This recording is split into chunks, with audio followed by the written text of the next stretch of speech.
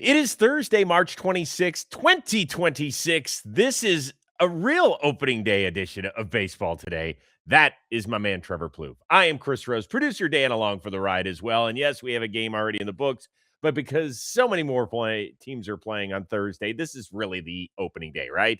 I don't agree with that. I mean, there was a baseball game today.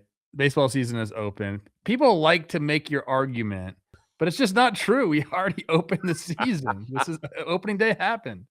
All right, so here we're going to break down what happened Wednesday by the Bay. We're going to preview all of the games that are happening on Thursday. We're going to be talking about all of the teams. We cannot wait. So it is time for our weekly SoFi Spotlight of the Week. And yes, it features the New York Yankees and the San Francisco Giants. We thought we were going to get a great pitching matchup between Max Fried and Logan Webb, and it was very one-sided. At third in a 7-0 deficit, and on the first pitch, a high drive for Aaron Judge that will put a close to business on opening night. A statement win for the New York Yankees. A 7-0 shutout on the road is how they open their 2026 campaign.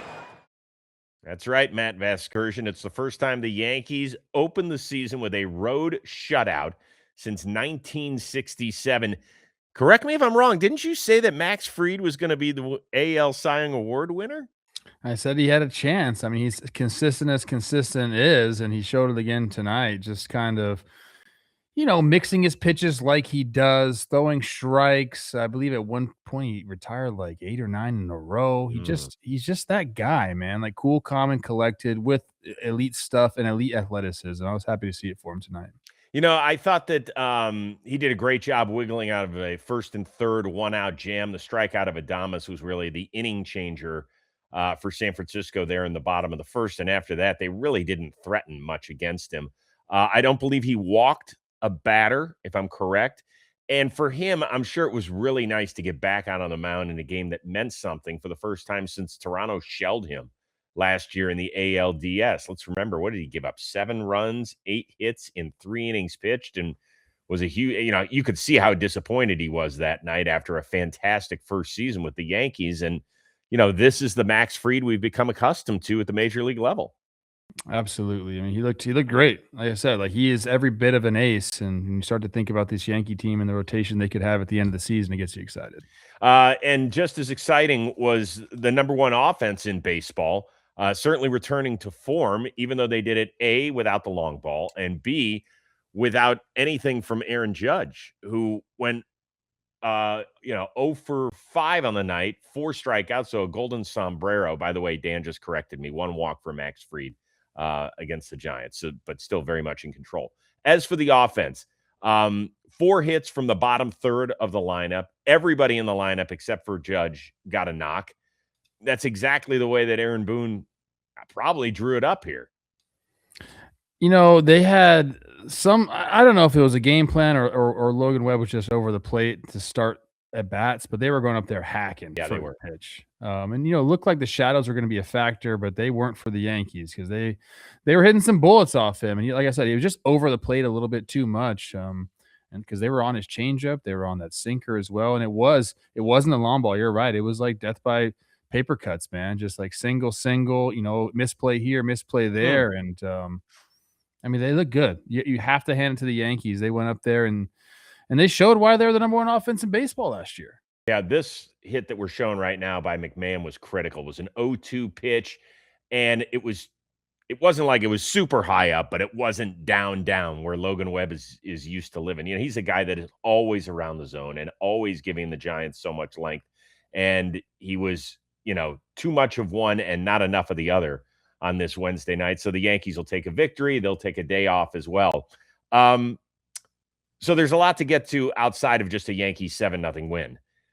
We got to see ABS finally used by Caballero. It was in the top of the 5th, and unfortunately, it was during Lauren Shahadi's interview with Giants rookie skipper Tony Vitello. Look, it was just poor timing. We were all waiting for it. The broadcast wasn't ready for that, and they just kind of like Netflix on the play, I guess, is what you would say. Yeah, there's a couple instances where I think that Netflix was kind of messing up. They were getting rid of the score bug when they were doing kind of like the dual screen the dual shot. Obviously, there, you can't miss the first ever ABS challenge. But I think it's going to happen during the year as well, because it does. You have to challenge so quickly, and I think we're going to continue with these interviews. It just kind of seems like that's where we're going with baseball. But this was kind of disappointing. Yeah. Yeah, it was. Why is Bill Miller always the umpire? I feel like he umpires a million games a year. He's everywhere. There's 6 Bill Millers, including a former batting champion for the Boston Red Sox involved in baseball. The bummer of the whole ABS thing, they eventually got back to the graphic that showed us that it was a strike. But for the longest time, you didn't know. They just said, the challenge is upheld, that it was indeed a strike, but we didn't know where it was on the box, and we didn't have. They're not showing it to broadcasters. Even during real time, I got a memo about this. At least to start the season, people in the broadcast booth will not see the zone. Well, no, I understand that, but when the challenge happens, and don't they show it on the big board? They should show it on they'll show it on the Jumbotron, yes. Well, but the broadcast will take that feed and show it so the people at home can see. Yes. I meant like the people in the booth will not be seeing it on their ISO screens. Yeah, but the problem was that we couldn't see it. Yes. That was a major issue. So, look, there are people that, and we talked about this during Wednesday's show, that there are a bunch of baseball fans that were not going to like the season starting on Netflix, that didn't like it at all. I actually thought the booth was pretty good. Like I thought Hunter Pence was phenomenal.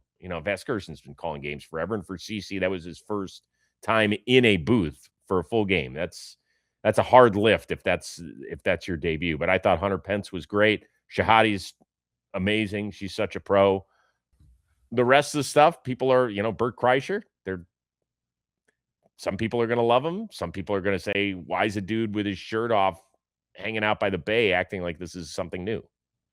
Yeah, it was a little too much pageantry for me, if we're being honest. I also agree Hunter Pence was really, really good. I think CC has the potential to be very, very good in the booth. I think the things that he struggled with were just kind of the stuff that you don't really want to do, like talking about pitch repertoire and going over some of the graphics early on, setting things up. He's good about seeing the game and talking the game. That's what he's there for anyway. So I think, given a chance, CC could also be awesome in the booth. I loved Jameis Winston. I mean, I find him really, really fun. And at least he was a baseball player. Right. It's not like, what's this NFL quarterback doing here? He loved the game of baseball. If you've ever talked with him, he loves talking about baseball, and guys gravitate toward him. Like you saw a bunch of guys pregame or even during the game. They were like, oh, there's Jameis. I could live with that. I think that in spot duty, I think he's perfect for this stuff. I've told this story before, I think to you, but when I was in Tampa, he came into the clubhouse and just hung out, and I had this idea, this preconceived notion of who he was as a person. Then he was just there, and I had such a great conversation with him. I also gravitated towards him. He's a good dude. Yeah, a lot of fun, and loves the sport and loves entertaining and loves putting a smile on people's faces. He has massively grown up from where he was in college and early in his career. He's done a really good job there. Has anybody ever seen you and Bert Kreischer in the same room? Well, yeah, that's true. That's true. We are very similar when it comes to dad bods, beards, but not bank accounts. You love taking your shirt off just like he does. It's true. It's true.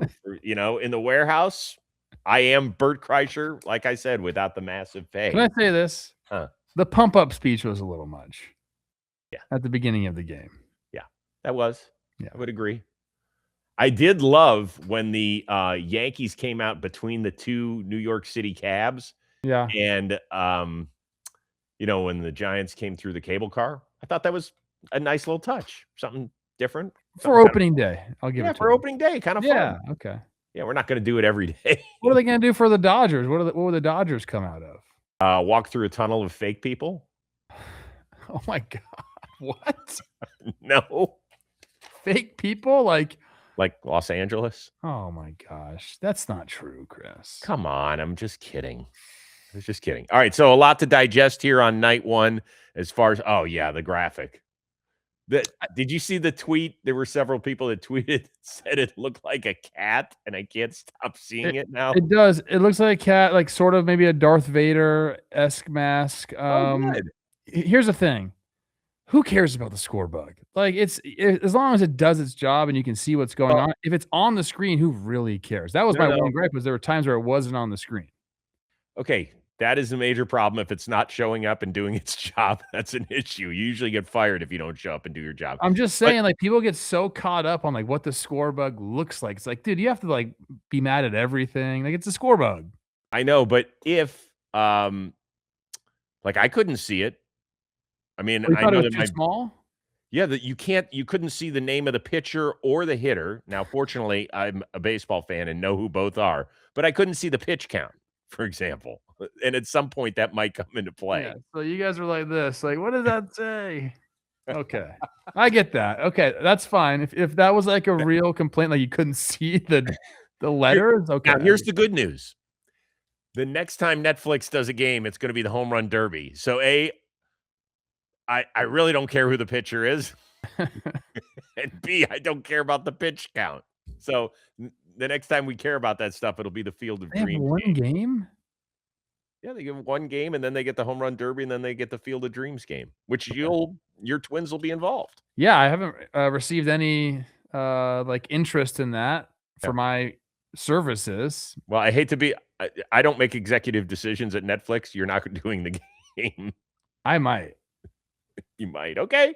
Who You else might. are they gonna get from the Twins to do it? I don't think that's the way they're looking at it, but maybe. Well, Maybe you they'll know call what? Denny Here's Hop my formal pitch. Bring me. I'm the best there is. Okay.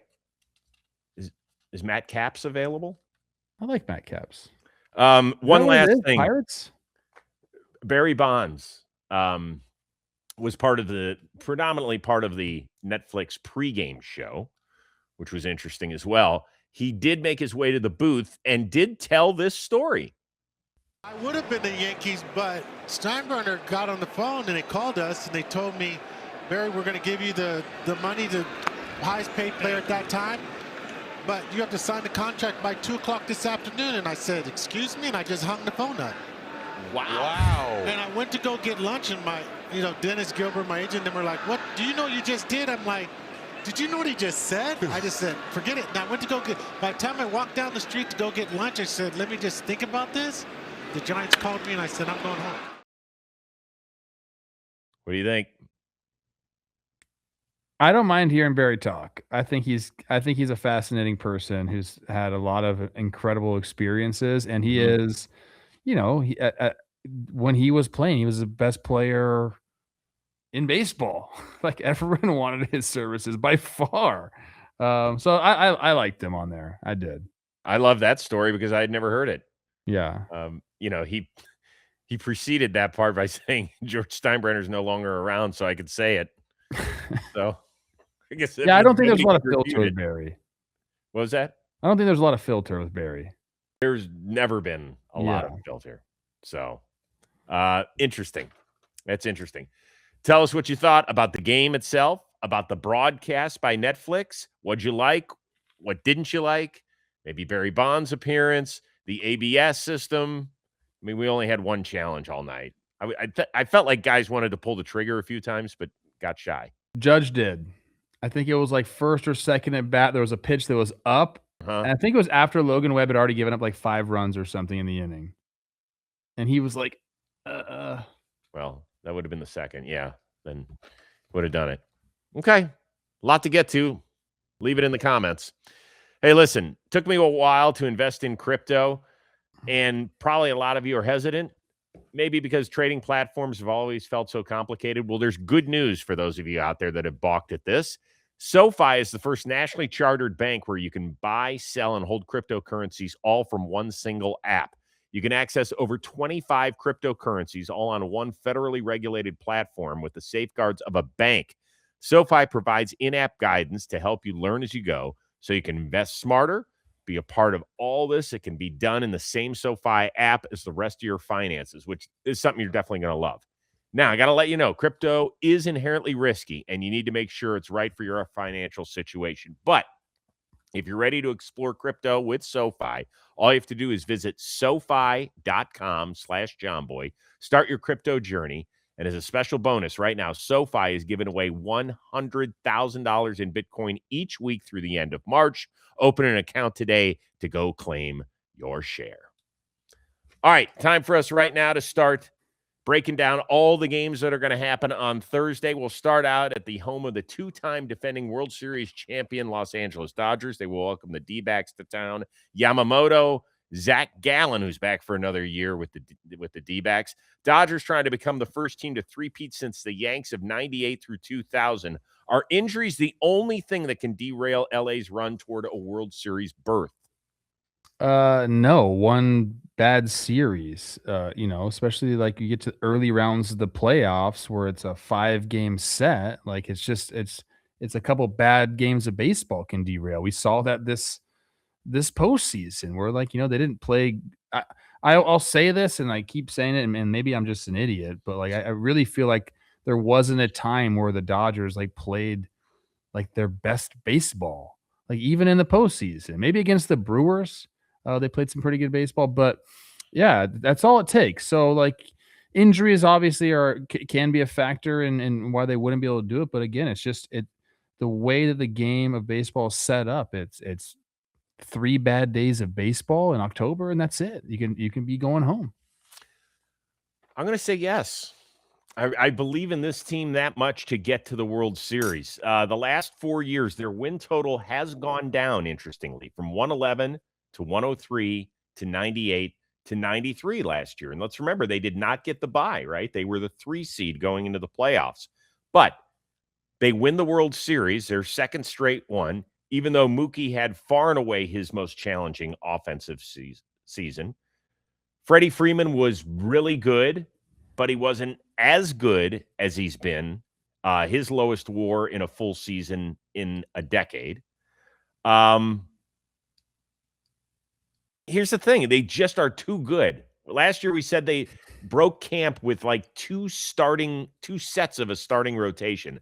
I don't think it's quite that deep this year. Remember, we were asking the question, Clayton Kershaw's coming off of surgery, but where the hell is he going to pitch when he gets back? Well, they found a spot for him. Well, this time it's Blake Snell, who we're probably not going to see until May. Justin Robleski is a guy that could be in this starting rotation very easily. We don't know what Rocky's going to start the 4th game of the year, but we don't know if he's going to be here, if he's going to have to go back to the minors to go tweak some things. The point is, they got a ton of arms. They just added the most consistent closer pretty much in baseball over the last 6 years. They just added a guy who, before his 1 season on the north side of Chicago, felt like a top 10 player in this league in the outfield. So they're going to be a favorite in virtually every game they play this year. Agreed. I'm just saying, you match up against a pitching staff on the wrong 3 days in October, you're going home. Maybe. I love this Dodgers team and what they're putting out there on the field, but I'm just not. I guess they've won the last 2. I'm trying to not just have it be a foregone conclusion that they're going to win the World Series. I just truly don't believe that. Well, they're still going to have to go out there and earn it and do it. Yeah. I didn't say they were going to win it. I said get there. Okay.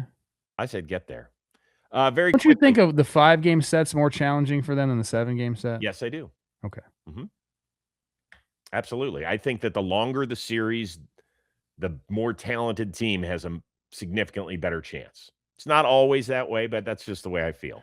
What if they run into the Pirates in the wild card round and they have to face Skeens and Bubba Chandler? Mm-hmm. Oh, man. That would mean that the Pirates had a hell of an offensive season.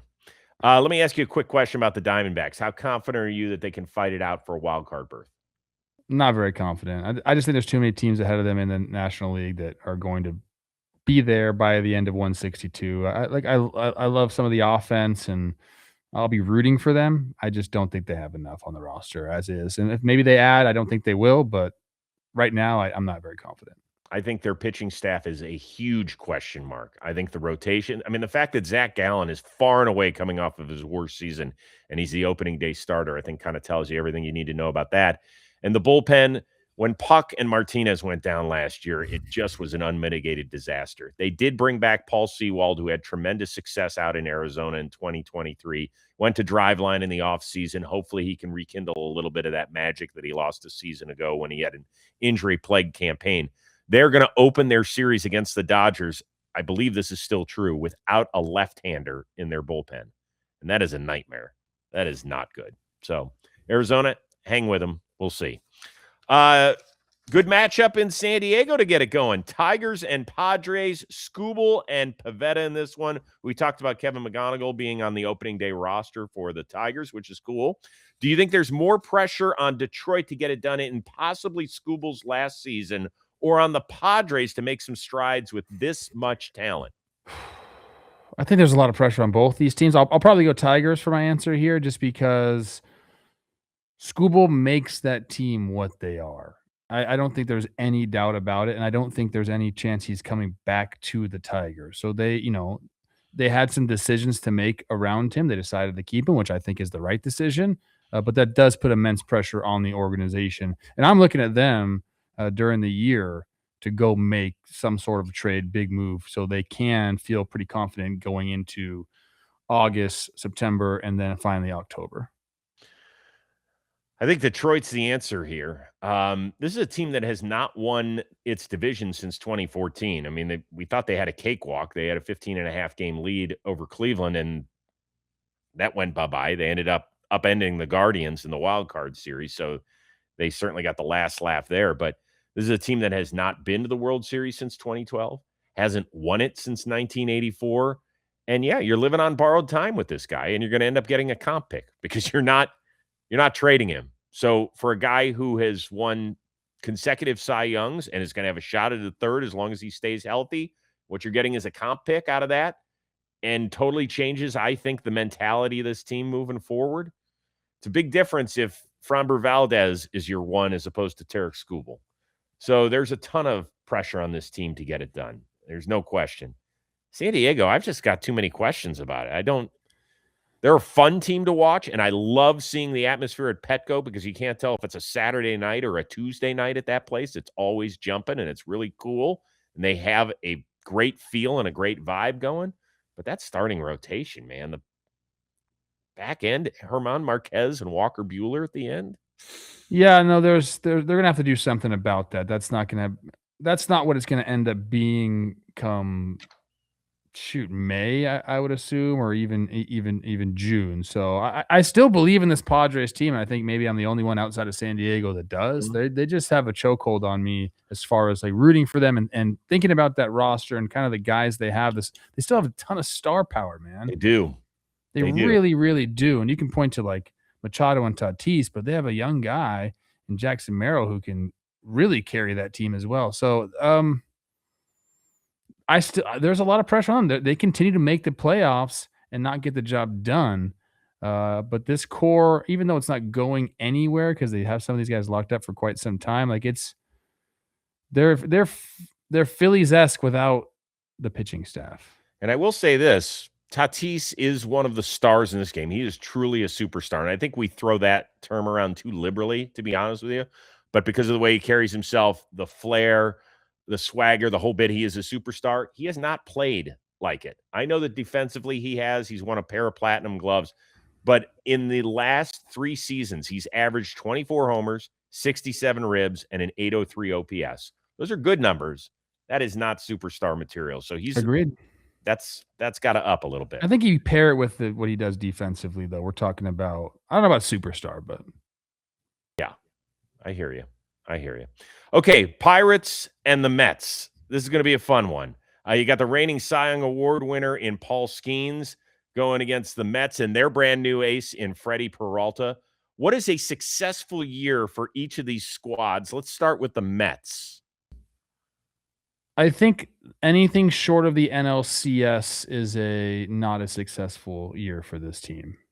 Whatever happens after that, if they make it to the NLCS, I think you can consider a successful season, even if they lose. I know everyone will be disappointed, but in my mind, I think that is kind of the goal. Get your foot, right, or get there right before the World Series. Give yourself a chance to go there. I think that's a successful year. So anything below the NLCS is unsuccessful to me for this team. So this is Steve Cohen's 6th year as owner of the Mets. How many 90-win seasons do you think they have accumulated? None? One. Just one where they had over 100. Remember that last weekend, like the second to last series, maybe in Atlanta, where they fought for first place and they had a 100-win season. That's been it, though. Okay. So only one 90-win season. But the good news here is that they make the playoffs every even year under Steve Cohen. It's 2026, so I'm going to do the math for you. That's an even year. They went after it in the offseason. We talked about this on Wednesday's show, right? You go add Bo Bichette and Devin Williams and Jorge Polanco and Luke Weaver, and that you trade for Peralta and Tobias Myers and Marcus Semien. And yes, you've lost Nimmo. You've lost Alonso. You've lost Diaz. You've lost McNeil. Guys that have won a lot of games, that have shown that they can handle the pressure for the most part in this city. So I'm super curious, but to answer the question, at least an NLCS berth. They have to, because just to wash the taste out of their mouth of last season, the collapse they had, and the fact that the Reds chased them down without playing great baseball down the street. It wasn't like a Guardians divisional comeback where they just went berserk the last 7 weeks of the season. It was like the Mets just kept taking a shit on their own shoe. So, did you have that answer before I gave it? I just gave you the answer about the NLCS. No, but did you have it before I? Yeah, I did. Okay, we're on the same page then. I don't think I've ever said shit on their own shoe in my life before. I don't think, can you shit on your own shoe? Because depends how runny. Okay, yeah. Dude, there's nothing worse than stepping in poop. I'll tell you that much. You basically just got to throw your shoes away after that. Oh, yeah. I'm not one of those guys that's going to dig in there with a toothpick to get the crap out. No, you could like hose them off, but then like the poop water splattering all over. Yeah, no. There's no win with that. Just toss them, yeah. Get them out. I would imagine that some people are going to get in the comments and say, Plouffe, Rose, you morons, I can't afford to throw away my pair of shoes, which is fair. I guess it depends what kind of shoes you got on. Well, how nice do the shoes have to be? Everybody's got a shit pair of shoes. I think shoes are pretty cheap too these days. But if they're nice shoes, I understand trying to do it. Spoken by a guy who sounds like he gets a lot of Stafford hand-me-downs. You think Stafford's giving me shoes? What? No, dude. I have a pair of shoes. You literally call them shit kickers. True. Well, usually those are boots, aren't they? Yeah, but like they're your shit kicker shoes. Yeah. Dan wrote in the comments, "This is the most LA you guys have ever sounded." Sorry, that's our fault. Rose, Plouffe on the play. Pirates, what's a successful season for them? Dude, this is a tough question because you want to say like make the playoffs, but I also think like 500 would be a successful season to them, like over 500. I think I've got one that wins. They have to be in playoff contention with 2 weeks to go. It has to be interesting. Yeah, I thought about that. I've said on this show, ever since Paul Skeens became a big leaguer, opening day cannot be the biggest start of Paul Skeens' year every season. It just can't be. It's criminal if that's the case. So I want to see him pitching meaningful games the back half of September. And I think that that's a win. Agreed. I think like a nice debut for Connor Griffin, like a good first season, even the same thing for Bubba Chandler, like really prove to the organization that like we have, like this is the time to go. I think that will be somewhat considered successful there. And maybe they approach next offseason and put the pedal down even more. How about this? There's going to be guys available this year that could help their offense and probably help their bullpen that are going to be available. And if this starting rotation can stay healthy and do some of the glorious things we think it can do, why not go for it this year? I mean, that fan base deserves it. The city deserves it. Agreed. Thank you. Yeah. So a lot of stuff that we've covered here through these series. Comment on anything you want. Do people throw their shoes out if you step in shit? I think to be honest with you, Chris, I was kind of agreeing with you. I like have definitely hosed my shoes off. I have a dog. I've stepped in the poop in my backyard before. I just put them on. I I put it on the grass and I take the hose and just I spray it hose it down. too, but I don't always feel like it will ever get clean. And so I just leave them outside for like a week and just hope they somehow clean themselves. Okay. Hey, do you want to eat better, but you don't have time or the energy to make that happen? Well, with Factor, there's no meal planning or following recipes. 2 minutes, real food, voila, you're done. Factor is full of the stuff that you want to make if you had the time. Eat lean proteins, colorful vegetables, healthy fats, whole food ingredients, always fresh, never frozen, and tons of options. They have the meals that fit your goals and your schedule, whether that means healthier eating, calorie management, more protein, or anything else on the menu. We have Factor here. At least they do in the office. We have it here at the Rose office. They are the best things for those busy days when we don't have a lot of time, but still want something delicious to power us through the day. I've told you countless times, middle of the day, that is my problem. And when I don't have Factor in the house, I open the fridge. And I'm like, damn, I'm going to go get something I shouldn't be eating. When Factor's here, I open the fridge and it's like, like harps start playing. I feel better about life. So head on over to factormeals.com/today50 off. That is the code. Today, the number 5, number 0, OFF. Get 50% off your first Factor box plus free breakfast for 1 year.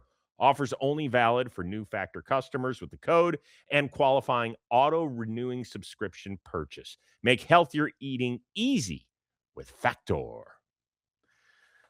All right. Last game of Thursday night will happen out in the Pacific Northwest. The Guardians at the Mariners. It'll be Bybee on the mound and Logan Gilbert for Seattle. So the reigning AL West champions, they were so close to their first ever World Series berth. Cal Raleigh was so good with 60 homers. What is the headline for this team at the end of the season? Seattle championships run through Seattle. I told you I haven't won in the World Series this year. We're going for the Seahawks straight to the Mariners in the championship department. So that's what I got. Now, you know, they got a lot of heavy lifting to do before that, but this team definitely has the roster to get it done. They have the offensive firepower. We know about the starting pitching. I think the bullpen can be very good as well. A lot of that was on display at the WBC. They're just a complete roster. And I mentioned it. I think we talked about maybe it was even earlier today, Chris, where I said they have the correct type of depth where like one injury is not going to take this team out of it. Like they just have enough to go around and pieces that fit. So I like the Mariners a lot this year. Well, we both picked the Seattle Mariners to win their first ever World Series. So they're the only team in the sport that has never even appeared in the World Series. I would go with the headline, Baseball Hawks. We're trying to play on the Hawks winning the Super Bowl baseball. All right, anyway, I think you understand where we're getting. I think they're World Series champions. I think they've got a lot going right. Because last year, as good a season as it was, with Cal hitting his 60 and J-Rod playing like an MVP for 3/4 of the season, things weren't perfect with the team a season ago, right? Gilbert, Kirby, Miller all missed at least a month and a half last season. Mm-hmm. Wu obviously dinged up at the end of the year and was a non-factor in the playoffs, and I am a huge Brian Wu fan. I think the Brendan Donovan trade is one that we probably didn't make enough noise about in the offseason because Randy Arozarena was the leadoff hitter for this team when it counted most, and he had a substandard year on base percentage. Donovan is a really, really good baseball player. We know he can play multiple positions if they ever get into kind of an injury bugaboo as well. I think that he's going to help them immensely. You've got MVP candidates in Cal and J-Rod. I feel great about this team. Now, I'd like him to, not do great this weekend because my team's coming to town. But is this the year that Guards ball finally falls flat? Why would we even say that? Like what's different about this team than years past? What's funny is, Dalton gave us some notes on these games, and he included an article by, I believe his name is Zach Meisel, who covers them for The Athletic. And he had an article written sometime in June last year. At the end of June, it was like, is this the end of Guards ball? they're stinking up the joint. Like they can't do anything right. And what do? They went out and freaking won the AL Central. So what are we talking about here, man? Like it's going to be the same thing. Quan over to center field, DeLauder out there. Maybe they finally get some outfield freaking offense going. And the pitching is going to be the pitching, and they're going to play defense, and they're going to run the bases the right way. And I mean, I don't know what they're going to do. Like the Class A stuff is interesting to me. Well, they finally don't have to pay him right now. That's nice. I mean, but that was nice to have him when he was right. You know what's nice about that? It's nice for the owner who doesn't have to pay him. They didn't go out and spend the money. They spent less than $12 million on major league contracts. You didn't ask me about the payroll. You asked me, is Guard's ball going to run out this year? And I'm saying no. I mean, really, the biggest improvement they made offensively was bringing in Rhys Hoskins on a minor league deal, and he's going to end up hitting in the middle of their lineup, certainly against left-handed pitching. I am worried. Now, I'm always worried about this team, but I'm really worried because of the number of unproven players that they're going to have to rely on. I said this on Wednesday's show or Tuesday's show, whatever it was, that if Chase DeLauder doesn't end up being the second best everyday ball player in their lineup behind J-Ram, this team's in trouble because Steven Kwan, as good a baseball player as he is, he can't be your second most potent offensive threat. He just can't be. And I love Steven Kwan. I love watching him, but they need somebody else who's got some pop. DeLauder has that possibility, but I think at best they're a third-place team in this division, and I don't know, man. They've only been a third place in this division twice since 2015. Well, since 2013, only the Dodgers and Yankees have a higher winning percentage. Yeah, so what? Like they are like we give the Brewers way more credit than we give the Guardians. It's crazy. You're right. Let's go, Guards. Make me eat my words. God, I would love every bit of it. I would do like the Jameis. Don't do that. That's the one thing that Jameis has done that I'm like, come on, man. That was horrific. First time I ever saw that. Red Sox, pair of playoff teams from a year ago that are meeting in the Queen City. It's really good left-handers going at it, Crochet and Abbott. My question is, one, both, or neither of these teams end up better than a season ago? Now I'm going to take this question as like where they stand in their division, which both of them were in third in the division. They both made the playoffs. I want to say the Red Sox are going to be better, but I just think the Blue Jays and the Yankees are going to finish better than them in their division. I still have them making the playoffs. I believe I do. Gosh, we just did it this morning. I think I still have them making the playoffs. The Reds, on the other hand, I don't have them over the Brewers. I don't have them over the Cubs, and I don't have them making the playoffs this year. I wish them well. I wish Sal Stewart well. Matt McClain has he's had a great spring training, and that's kind of like exactly what they need. It kind of sucks that I'm basing a lot of this off Hunter Green's not being available to the end of the year.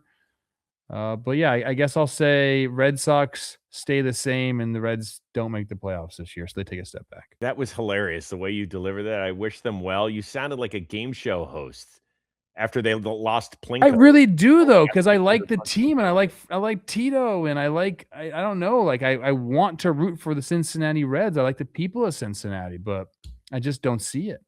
You and I see this baseball season very much alike. I'm a little worried for you because I know how ridiculous my baseball brain is. I think that, look, the Red Sox won 89 games. I don't have them being better than third in this division, but the only thing that's holding me back is I think they've got too many of the same position players. Like they just got to build this team around Roman Anthony, who's had the hardest hard hit ball rate in all of baseball. He had a little bit more than 300 plate appearances, but that's enough to know this dude is going to be a beast. And that's why they signed him to that enormous extension after just 2 months in the show. It's like they have to decide which of the young guys are really a part of this future and who they might be able to get rid of in order to mend some of these holes that they might have pop up during the year. I think the rotation's going to be better. Sonny Gray was a back-to-back 200 strikeout seasons in St. Louis. very dependable. Ranger Suarez is a guy who, when he gets to October and the lights come on, he is great. So I think this team has the possibility of being good. With Cincinnati, do I believe enough in Matt McClain? Do I believe enough in Sal Stewart? Do I believe that Ellie De La Cruz can make that next step?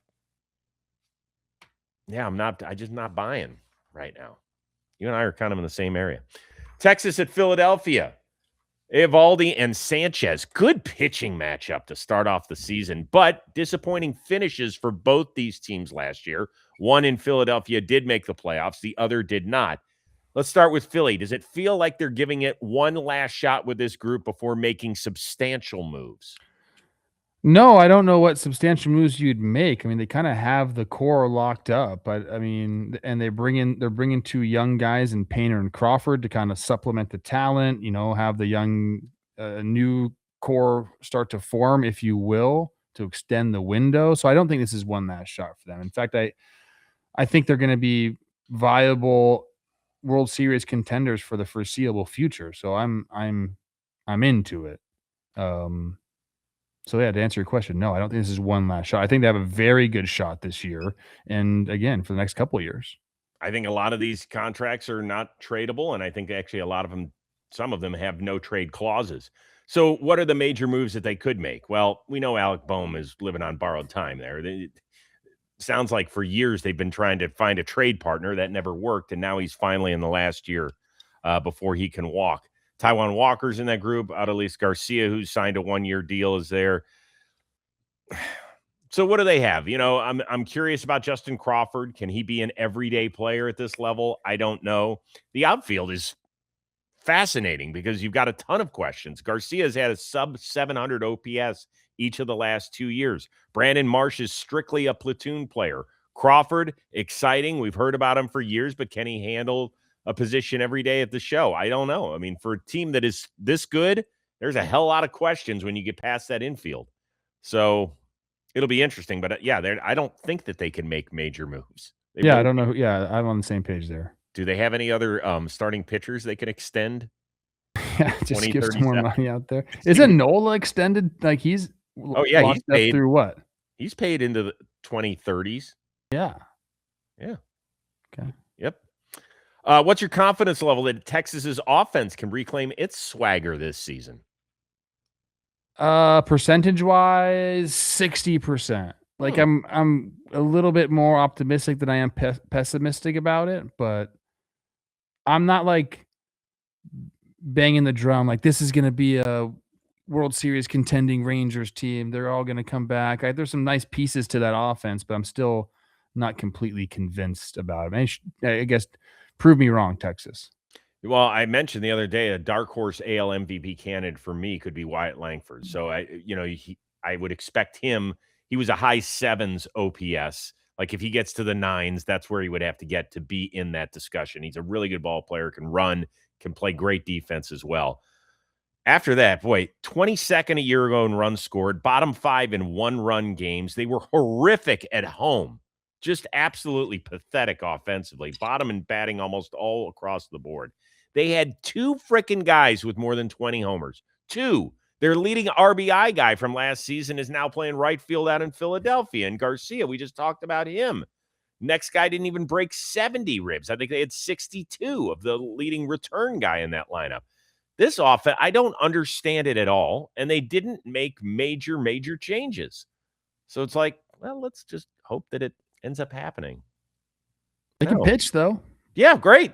The question was about the lineup. I'm not confident at all. Okay, what's your percentage? I said 60. I don't even know what that means. I would cut that in almost half. I would say 35. Okay. That's where I'm going. Okay. Today's episode is sponsored by SeatGeek. Regular season is here. Not to mention NBA playoffs around the corner, NHL season's winding down, March Madness with the Sweet 16, and then eventually the Final Four. Remember, we got the World Cup coming to North America this summer. That's why we want to give the sponsor of this show, SeatGeek, a huge shout out. More than 35 million downloads, over 70,000 listed events. That has made SeatGeek the #1 rated ticketing app. And each ticket is rated on a scale of 1 to 10, so you know if you're getting a good deal. Look for the colored dots. Green, good, red, bad. Green good, red bad. Okay. So even if you see floor seats for an NBA game and it's got a red dot, you can say, how the heck can those floor seats be bad seats?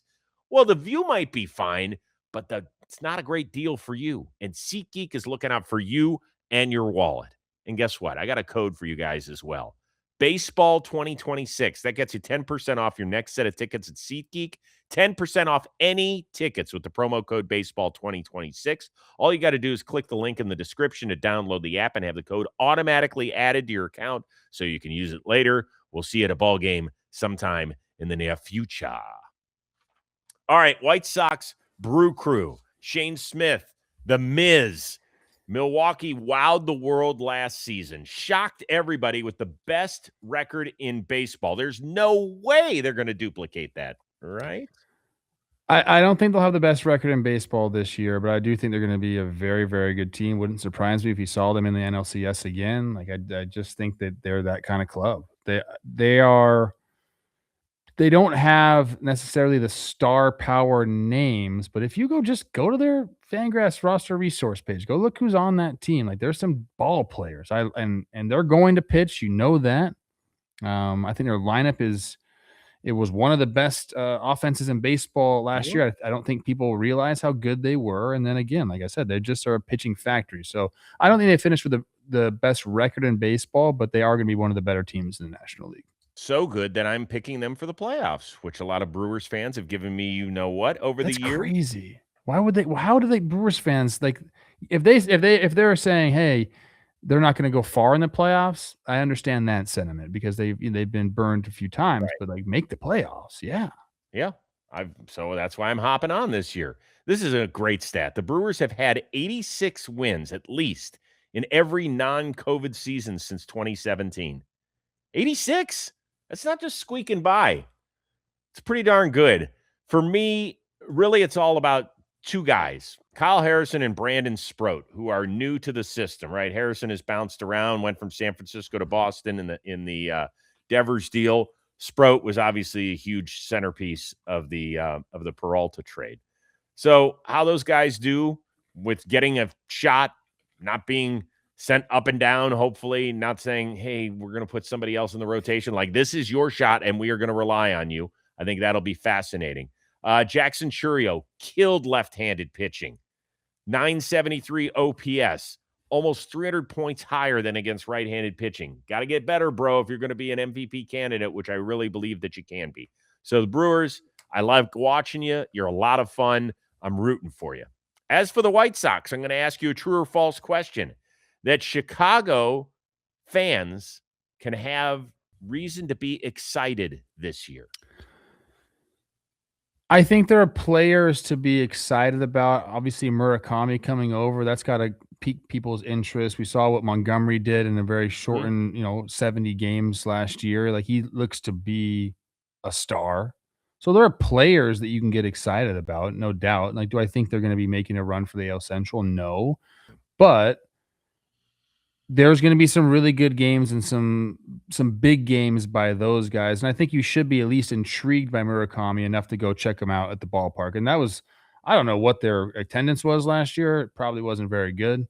But I would, if I was a White Sox fan, I would make it out to the ballpark to check out some of these guys for sure. The answer is absolutely true. You should be excited because over the last 3 years, you have averaged 108 losses. Oof. Take it from somebody who grew up in Cleveland, Ohio. The first 23 years of my life, the Indians did not finish higher than 4th in their division. Okay, this is back when there were 7 teams and they were a part of the American League East. They didn't even accidentally fall into a 3rd place finish. I grew up watching a ton of miserable baseball. In the early 90s, we started to see kind of a sprinkling of young players. It started with Sandy Alomar Jr. and Carlos Baerga and Joey Bell back before he was named Albert. Kenny Lofton. It all just started. Now, I'm not saying that you guys are going to end up having 455 consecutive sellouts and put together one of the greatest offensive lineups we've ever seen, because that's what happened with the then Cleveland Indians. But You mentioned Montgomery, 21 homers last year in 71 games and 840 OPS. Chase Mydroth, not as good last year as he was the year before. Kyle Teal, behind the plate, could be something special. I'm still curious about Miguel Vargas, who last year had 16 homers in 138 games. Edgar Caro, he's about to turn 23. So you've got some guys. Now the pitching, that could be an unmitigated disaster. So maybe watch just the bottom of the innings when you're playing at home and the top of the innings when you're playing on the road. That's how I would suggest watching. Can I say this about White Sox fans? During my tenure, maybe the rowdiest, nastiest fans around. Yeah. That's Okay. that's a compliment to them. Chicago's other team taking on the Washington Nationals, Cavalli and Matthew Boyd. Cubs with some huge additions in the offseason. Is it enough to make the Dodgers sweat in the National League? I think so. Again, especially if you catch them in a short series, I think that they 100% can be that team that gives the Dodgers fits. So, yeah, I mean, I like what they did in the offseason. I think they have a well-rounded team.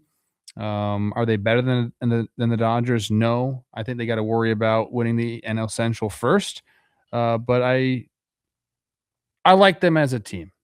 I don't think they'd be if I was to have to pick one team death matched with the Dodgers, I don't think it's the Cubs though. I think the answer to the question is if Cade Horton ends up doing for a full year what he did in the second half last year. Because then, and I expect him to win the division, then he can be the guy that matches up against a Yamamoto, a Wheeler, a Christopher Sanchez, a Freddie Peralta, a guy like that, because the rest of the rotation, they were running on fumes. Remember, Horton did not pitch last year because of the rib injury. And I felt like it really cost them in that series against Milwaukee. It's like at the end of the series, they're doing all this stuff where we're going to throw a guy to be a starter, and that just to be an opener, I should say. And that's not going to be good enough to get it done on a consistent basis. So we'll see about that. Nationals, give their fans one reason to be excited about 2026. I mean, the obvious answer is, again, almost similar to the White Sox. Like, you got some players there. You got James Wood. You got Brady House, who's people are really high on this year. He had a really nice spring training. I think it's also similar to the San Francisco Giants, where we have a new manager, a young manager, very young front office. I don't know if that makes the fans excited at all, though. So I'm kind of I'm grasping at straws here, Chris, to try to drum up some interest. I think, again, yeah, it's a few players on the roster, but it's not going to be an exciting year in Washington. I've got three things for you. James Woods, 42 balls in play, hit at least 110 miles an hour. That's cool. Cade Cavalli's mustache. That's fun. And the only other thing I can say to Washington fans is that it seems like Jaden Daniels is healthy and you guys have the 7th pick in the NFL draft. We're on the same page. That's all I got for you. What about the presidential race is fun too? They still not overrated? You still like it? I don't like mascots, but I do like a race in between innings. Oh. Yeah. Interesting. Sick of mascots. Twins at the O's. Ryan and Rogers. Have the Orioles done enough to make the AL East a 4-team race? Sure, I think so. I don't have them winning the AL East, but I think that they will be in playoff contention. I don't think I even had them making the playoffs. Me neither. Yeah. They'll be in contention. Could they go on a run here? We're like, okay, like this Orioles team is legit. Yes, 100%. I can't wait to see Pete go on a heater there and just go off. That'll be a lot of fun. Unfortunately for them, I just think the teams in front of them they're just better. I'm talking Blue Jays, Yankees, and the Red Sox. I could see them battling with the Red Sox, though, for that third place in the AL East. So to answer your question, yes, they've done enough. Yes. But I think that they might finish with 85 or 86 wins, and I don't think that that'd be enough to catch the Red Sox as the third best team in that division. Alonso and Ward combined 74 homers. That's coming on board this year. Bassett and Boz. Boz is going to be interesting because he was so bad last year at Steinbrenner Field and a pretty decent pitcher outside of that park. It's really incumbent on these young guys who we thought, like, when they made the playoffs in back-to-back years, we're like, oh, The Orioles are here to stay, and last year they took such a monumental step back. I know Gunnar had over a 5 WAR last year, but it was over 9 the year before. Adley Rutschman, I have no idea. He's on the side of a milk carton. He's missing in action. I feel terribly about that because he seems like such a good kid, and he has made such a massive turn the wrong way with the career. It blows my mind. Jackson Holiday, hopefully he's okay. We'll see what he turns into. Colton Cowser, you got to stay healthy. And for God's sakes, Jordan Westberg, you need to get off the injured list. You're too good a player. Really good. Like, I think he could be a great baseball player. It's already hurt. Stinks. You got 30 seconds to tell me why your Twins won't be a disaster. So I still think there is talent on the roster, especially the position players. Royce Lewis has to step up. Luke Keyshaw has to be a guy. Byron Buxton has to stay healthy. I think Matt Wallner. Go look at his career OPS. I think you'd be shocked at what it is. So he has a chance to be still a special hitter in this league, especially if we're talking about power numbers. The rotation obviously took a hit, but there's a chance that Mick Abel's a guy and could be a 2 behind Joe Ryan. And the bullpen, which is definitely the Achilles heel of the team right now, they have a proven track record of developing guys in the bullpen. So, like, if they can do that again somehow, we might see some competitive baseball. But, I'm a realist with them as well this year. With Pablo, I would say they have a chance to be competing for a wild card spot at the end of the year. A very slim chance, but still a chance. Without Pablo, I don't see it. It'll still be well worth watching the Twins on TV when you get back in action up in that booth sometime in May. That's why I'll be watching Twins. Thank you. This episode of Baseball Day is sponsored by MLB The Show. MLB The Show 2026. It is back, and it's brought the World Baseball Classic along with it. Yeah, take on real-life World Baseball Classic teams from all over the globe with your Diamond Dynasty squad in online mode. Step up to the plate in brand new World Baseball Classic ballparks. That includes the Tokyo Dome and Estadio Hiram Bithorn down in Puerto Rico. Additional 2026 games features include Road to the Show, Road to Cooperstown, where you can build your legacy from the start of high school all the way up to the Hall of Fame in career mode. Also, Negro Leagues mode returns for Season 4 with all new legends, uniforms, and stadiums. And get this, if you visit mlbthe.show/jomboy, use our code JOMBOY, you can unlock a pack for use in Diamond Dynasty. Now, you need internet connection. That is required, but it's really, really cool. It's available now on PlayStation 5, Xbox Series S as in Steve, and X as in X-ray, and Nintendo Switch, and it is rated E for everyone. All right. Rays, Cardinals, Rasmussen, Liberator. Tampa Bay is the one team that we haven't talked about in the American League East. Should we be? I mean, talk about what? I guess I'll take that as a no. Like competing for like the AL East title? I mean, no, I don't think so. There are things to talk about. Like, I think Junior Caminero is well on his way to being like a household name in the baseball world. Just an absolute stud. I think the top of their lineup can be a lot of fun with Aranda and Yandy up there, and they could cause some waves. I'm interested to see because they talked about this with Griffin Jacks with the Twins. Like they wanted him to go back to being a starter. Will the Rays end up doing that? That could be a fun storyline. But as far as like competing for the AL East, I don't have it this year, Chris. No. Rasmussen and Pepio at the top of the rotation. That's fine. Shane McClanahan, welcome back after missing 2 years. God, I just want to see that guy make like 22, 23 starts. That's fine. You mentioned Junior Caminero. I'm really curious to see, and I hate to say this because I am a big believer in his pop, how much of a Steinbrenner Field baby he was. Last year, his OPS was 200 points better at the minor league stadium than elsewhere around baseball, which is weird because he actually hit more homers on the road than at home, and his OPS was substantially better at home than on the road. I don't understand how that math works, but that's what happens. I think he's a great baseball player. I hope his numbers don't go down significantly. He's fun to watch. You mentioned the top 3 of the order, but other than that, for years, all we said is the Rays are going to Ray, and that's a great thing. It feels like they're just so far out of the mix here. Cards, in the meantime, has stripped the franchise down to the studs. Do you think it's going to be as bad as everybody's predicting? What are people predicting?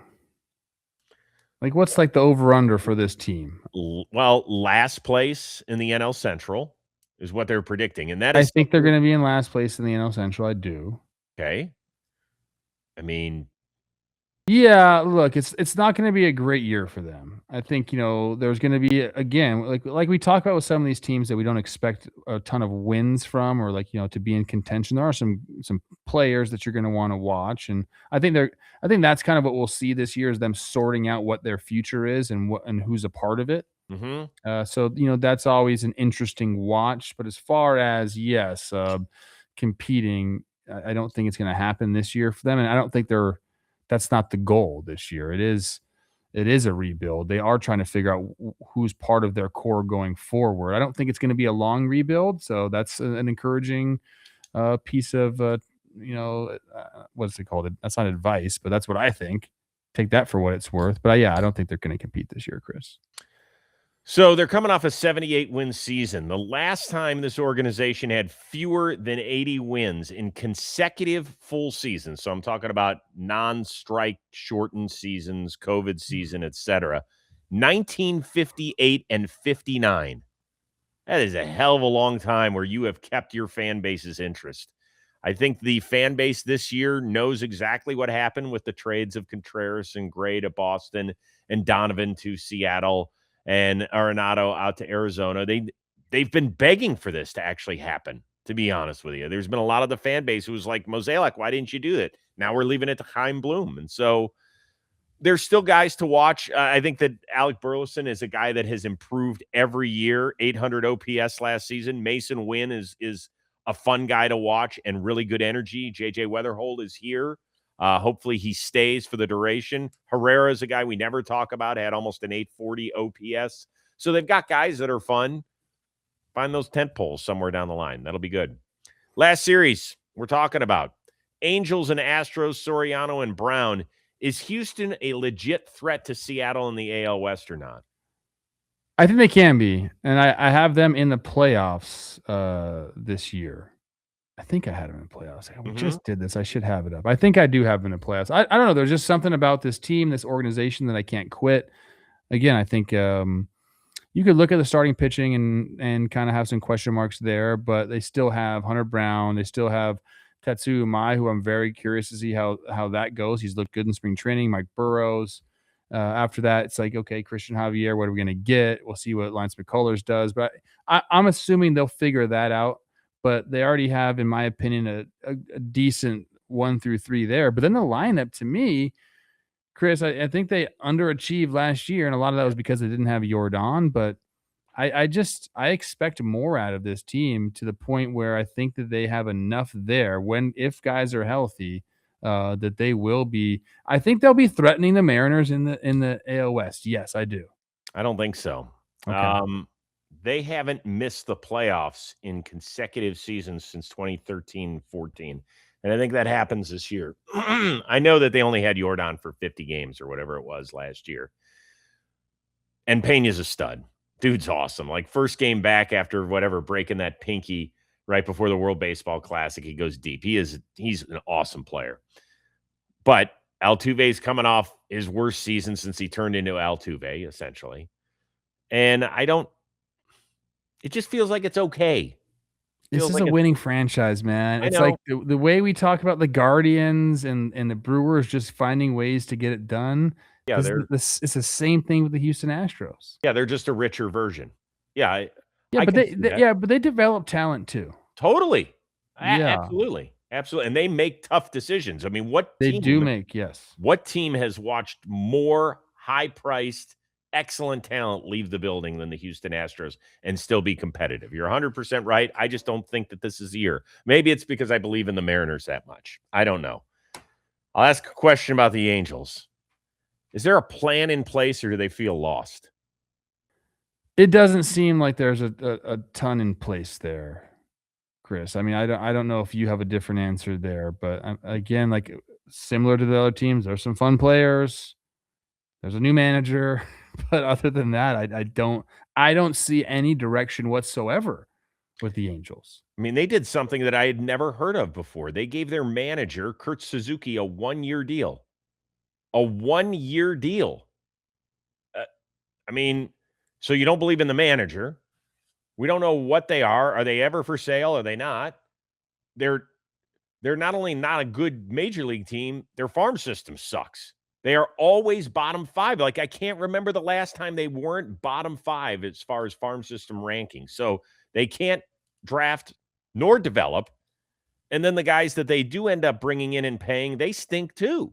And it's too bad because it's a fun place to actually go see a ball game. I was just gonna say that, like, hey, if you're someone that wants to come see your team play in California, Go to that I'd stadium. go there instead of Dodger Stadium. Totally. 100%. There, we know about the history of Dodger Stadium, and that is cool, and the palm trees and all that sort of stuff. Getting out of there is a nightmare. That In part's and out of true. there. Getting in there is not easy either. And when you get out to Anaheim, I don't know. It's beautiful weather. Like it's a great stadium to watch a ball game in. Then And- afterwards, you can go to like Newport, and yeah, I am all in on that. Like go, and the tickets are obviously much cheaper. Go to Anaheim and watch a baseball game. Right. Absolutely. Well, I know that was a beefy show, but it is only opening day once or twice or 3 times a year because there's still 6 teams that are sitting out Thursday, and they're like, Jesus, can we get going, please? Don't Yeah, worry. what teams did we talk about? The A's are a team. We didn't talk about the A's, the Blue Jays, the Royals, the Braves. Who else is playing on? Now you've piqued my curiosity about The teams. Rockies. Oh, Rockies. Yeah, that's a few. Hold on. I'll get it for you. And the Marlins. Marlins. That's the last team. Okay. We'll talk about them at the very least, if not on Friday's show, at some point over the next 6 months. I promise. Special shout out to 2 guys in particular, Dalton Feely and our intern Quinn, who did a bang up job with the research. Really crushed it. We hope we made you proud. We used about 3% of it, but it was awesome to have. So thank you very much, guys. Keep up the great work. To our one-of-a-kind producer, Dan Rourke, who stayed up into the wee hours of the morning putting this very fine show together, and the uber-talented Trevor Plouffe. I am Chris Rose. We will see you Friday for the 3rd straight opening day edition of Baseball Today.